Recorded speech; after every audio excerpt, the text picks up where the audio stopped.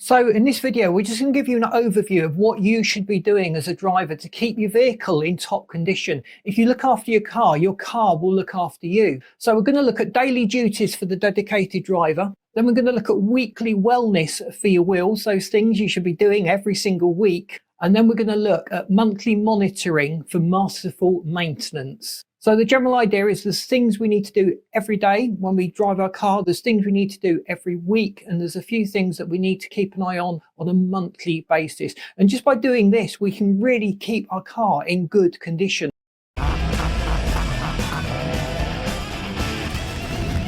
So daily checks, it's always a pain doing daily checks on your car. So we're going to keep it simple. And these are things that can be done very, very quickly. So a quick walk around the car, check the tyres. Is there any sign of the tyres being deflated or damaged? If you've got time, check the pressures on the tyres. But for most, each day, they'll just be doing a visual check on the tyre. Keep an eye out for leaks underneath the car. If you've left the car overnight and there are water leaks, coolant leaks, oil leaks, any other kind of leak inside the engine, it will generally have collected underneath the car. So it's just a good opportunity to give a quick glance under the car. Even if it's been raining, the area underneath the car should be relatively dry, except for these patches where you might have a leak. And that'll just flag up some early problems before you experience a breakdown as you drive the car further down the road. Then just make sure that your lights are all working, the indicators or the turn signals, and obviously the lights and the brake lights. So if you're near a reflective surface, that can make checking those things very, very simple. So that's really just a safety thing. And while we're talking about safety, it's just a good idea to make sure that all of the mirrors and windows are properly clear for your journey.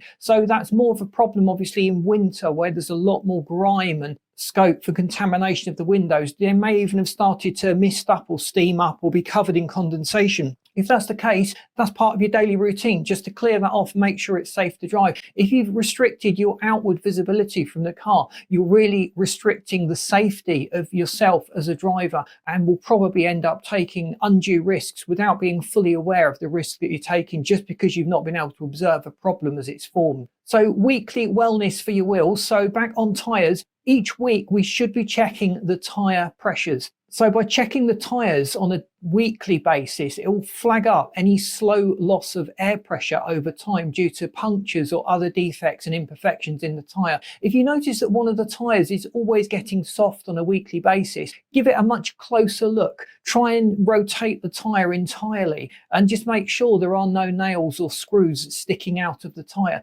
And spotting that early on can save an absolute fortune in repairs. Often these things can be repaired very cheaply and quickly when they're early problems, but if that pressure is allowed to drop and the construction of the tyre has started to deteriorate, you will then be looking at replacing the entire tyre. Fluid level checks are a really good idea, and it's good to keep on top of these on a weekly basis. So brake fluid, you might be wondering where that goes, but as the pads wear, the brake fluid level will start to drop. And brakes are pretty important when you're driving, let's face it. So just keep an eye on the brake fluid levels, but check the other levels in the cars. Just check the oil level, make sure you've got an appropriate amount of oil still in the engine. Check the engine coolant levels as well, and just make sure that there's no leaks or the coolant is not disappearing somewhere inside the engine, which can indicate other problems with head gaskets or other serious problems with the construction of maybe the head or the block itself, leading to that coolant loss. Also check the battery.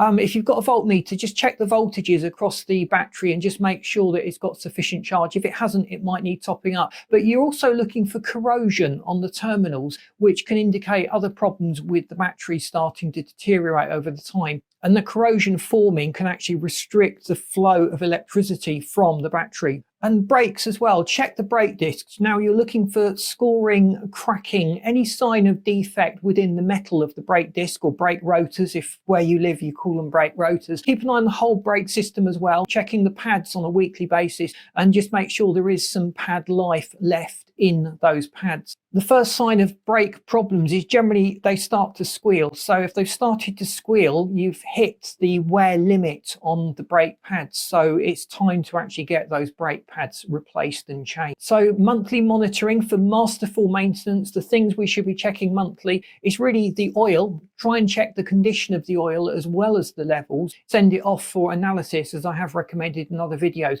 Just looking at the quality of the oil. Is it very, very dirty and black? Is it slightly brown and sludgy? Or is it still relatively clear and easy flowing? So if the oil has started to visually degrade, it might be an opportunity to get that oil swapped out. It may also indicate that the oil filter needs to be replaced at the same time. So if that's the case, get those attended to sooner rather than later. And it's not just a matter of miles. The work the engine is doing, whether it's had lots of cold starts, it's been doing lots of high RPM driving, these are all things that can accelerate the wear and tear on the oil. And if you've used the cheap quality of oil, you can't expect it to last as long as those more expensive premium oils that are recommended by a lot of car manufacturers today. So inside the engine itself, check the hoses. Just make sure that the hoses are all firmly attached. There's no evidence of splits or leaks. Check the belts as well. Make sure that there's decent tension on the belts within the engine. The one around the alternator generally starts to squeal as the tension starts to slack off or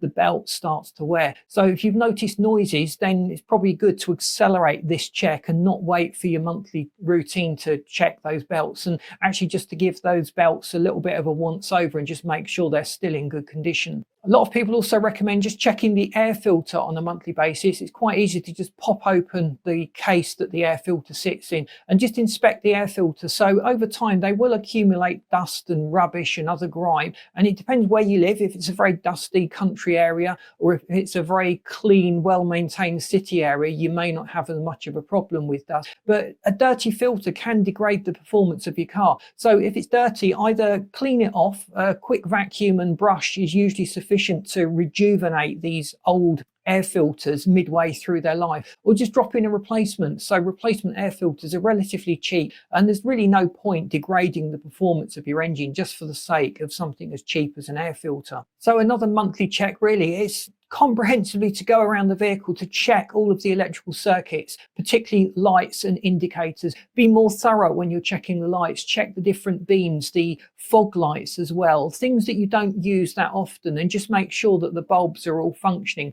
Turning things off and on again is usually sufficient in modern engines to flag up a warning on the dashboard if a bulb has started to fail. And hopefully you've got someone outside the car that can just give you a thumbs up and confirm that those components are now working. So just by staying on top of these checks on a daily, weekly and monthly basis, you can keep your car in top condition. If you've got youngsters that are learning to drive in your family, it's a good idea just to get them used to this routine of doing these checks. A lot of drivers I know, a lot of older drivers just don't do any checks at all. They tend to wait for a problem to happen, and they're often kicking themselves that they could have addressed that problem earlier on and not had the issue or the expense that they're now having to deal with. So I hope this video has been useful to you. Please boot that like button, because that really does help us to get out there. And I've lined this video up for you just to help you to get the most out of your car. And if you haven't subscribed to the channel, please do so, because we would love you to stay tuned.